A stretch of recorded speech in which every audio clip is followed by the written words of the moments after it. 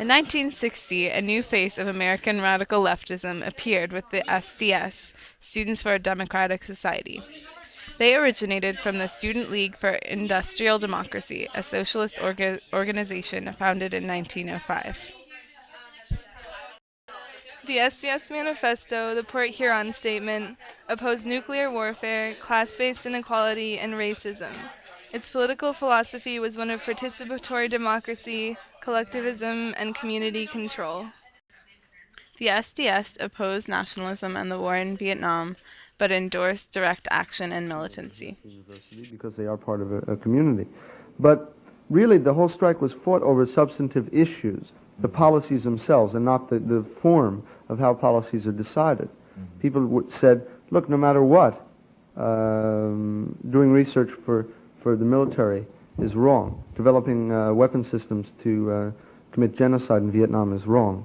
And that's why we say this was a political strike and not just student power about student-oriented interests. The strike transcended student interests, went way out into society. By the same token, As part of the SDS's 10 Days of Resistance, they led the largest ever student strike in the U.S. in 1968. 1 million students did not attend class. SDS was becoming more and more powerful. In the summer of 1969, the SDS held a national convention in the Chicago Coliseum, drawing a crowd of 2,000 people.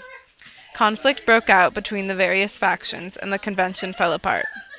Out of this strife emerged the Revolutionary Youth Movement, RYM, or the Weathermen, who broke away from the SDS.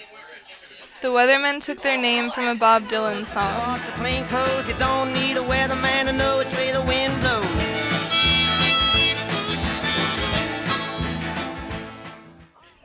The Weathermen's more militant image caused the SDS to fear being viewed as similarly radical and elitist.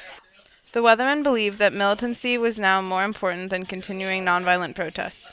They wanted a classless society and believed that urban guerrilla warfare would catalyze a worldwide revolution. They held the Days of Rage in the fall of 1969. Their slogan was "Bring the War Home." They blew up a police memorial statue in Chicago, and a year later, after it was rebuilt, they blew it up again. Although they declared war on the government, led violent riots, and set up bombs, the Weathermen took special precautions not to cause death. In fact, it is widely suspected that many of the most violent acts committed by Weathermen were actually done by police spies aiming to tarnish the Weathermen's public image. We won't stop until somebody calls the cops, and even then we'll start again and just pretend that nothing ever happened. We won't stop until somebody calls the cops, and even then we'll start again. On March 6, 1970, in Greenwich Village, a bomb that was being constructed in a Weatherman hideout accidentally detonated and killed 3 Weathermen. After the incident, the Weathermen reconsidered the value of human life and officially went underground.